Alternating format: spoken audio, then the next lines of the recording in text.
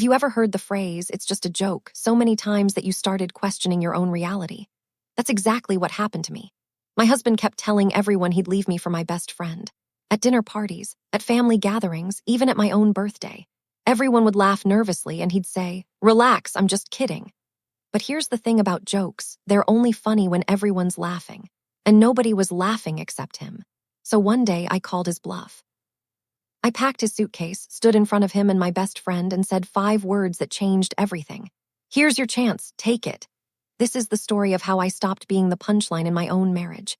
It started small, just little comments when my best friend Natalie would come over. "You know, if I had the chance, I'd leave you for her in a heartbeat." He'd laugh like it was the most hilarious thing ever. Natalie would shift uncomfortably. I'd force a smile. "It's just a joke," he'd say. "Don't be so sensitive." But then it kept happening. At our housewarming party, Natalie's so helpful, unlike some people. "Hey Nat, want to trade places with my wife?"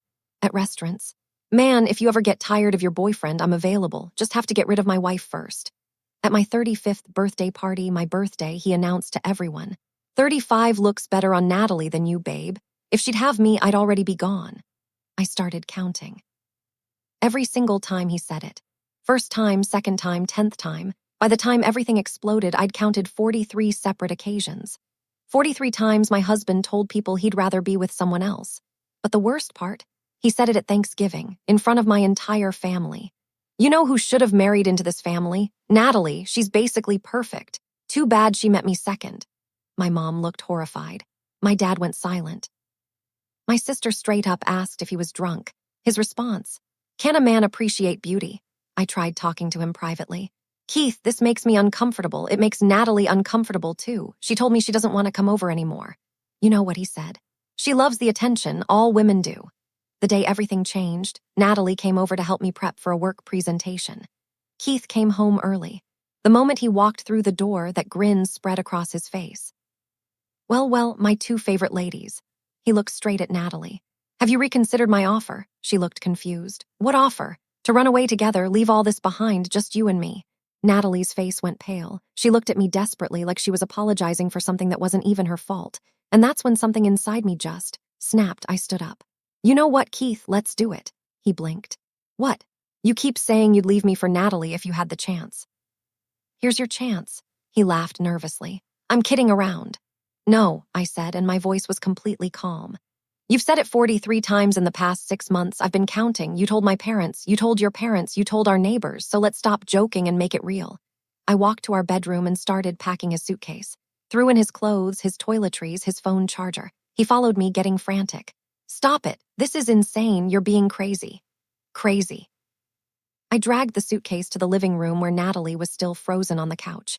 "Here's his stuff, Natalie. He's all yours." That's when everything unraveled. Natalie stood up immediately. "I have a boyfriend, Keith. I've told you this 100 times. I'm not interested. Never have been, never will be." "But Keith said you love the attention," I pointed out. Her face went hard. "Is that what you think? That I enjoy you making those comments? That I like you talking about leaving your wife for me?" Keith was turning red. "It's just jokes. Everyone knows that." "Your wife doesn't think it's funny," Natalie said quietly. "I don't think it's funny. Who exactly thinks it's funny?" Then she pulled out her phone. "Should I call Tom, tell him you're propositioning me again?" "Again," I repeated. Natalie took a breath. "He does this when you're not around too. Texts me, asks me to coffee, shows up at my gym." The room went silent. Keith's face drained of all color. "Show me," I said. Natalie handed me her phone. The messages went back months, 4 months to be exact. Keith asking her to get coffee. Natalie saying no. Keith asking again. Keith telling her she deserved better than Tom. Natalie telling him to stop. Keith saying he was just being nice. Over and over and over. Every text was sent when he knew I'd be at work, when I'd be busy, when I wouldn't see him on his phone. It wasn't jokes. It was calculated. It was harassment. Natalie left. The door clicked shut, and it was just me and Keith and that suitcase sitting between us. "Okay," he said, trying to smile. "That got a little out of hand." 43 times, Keith, that's not dramatic, that's a pattern." We went in circles for an hour. He made excuses. I stood firm. Finally, I said the words I should have said months ago. "You need to leave tonight. This is my apartment too. Your suitcase is already packed." He tried everything: anger, bargaining, playing the victim. But I didn't budge, and eventually he picked up that suitcase and walked out. I locked the door behind him. My hands were shaking so hard I could barely work the deadbolt, but I did it. I called my sister. She answered on the second ring. Keith's gone, I told her. I kicked him out. Good, she said immediately. I'll be there in the morning. The next morning, I learned just how bad things really were. Natalie came over and showed me everything.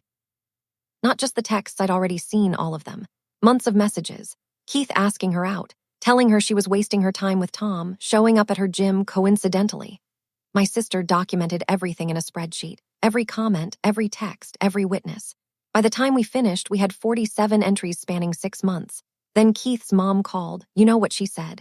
Boys will be boys. He was probably just trying to make you jealous. I hung up on her.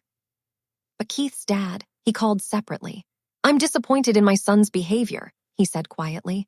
I raised him better than this. I filed for divorce a week later. Keith tried to fight it at first. Sent flowers to my office, I gave them away. Posted on social media about how I'd given up on our marriage, I told everyone the truth. Showed up at the apartment without warning, I changed the locks. At mediation, my attorney laid out everything. All 43 comments, documented with dates and witnesses. All the text messages to Natalie. The gym incidents. Keith's attorney's face went from confident to defeated in about 30 seconds. We reached a settlement that day. The divorce was finalized 6 weeks after I packed that suitcase. It's been a year now. And you want to know something? I don't miss him, not even a little. What I missed was the idea of what I thought we had, the partnership I believed in. But the reality was exhausting. I'd spent 2 years managing his inappropriate behavior, making excuses for his comments, convincing myself he didn't mean it that way. I got a promotion at work. My boss said she'd noticed a positive change in my confidence. I reconnected with friends I'd drifted away from. I redecorated my apartment exactly how I wanted it. I started sleeping through the night without anxiety waking me up. And 6 months after the divorce, Keith sent one final email. 3 paragraphs about his therapy insights and how he finally understood what he did wrong. I read it, felt absolutely nothing, and deleted it. His understanding came too late, and it wasn't my concern anymore. Here's what I learned.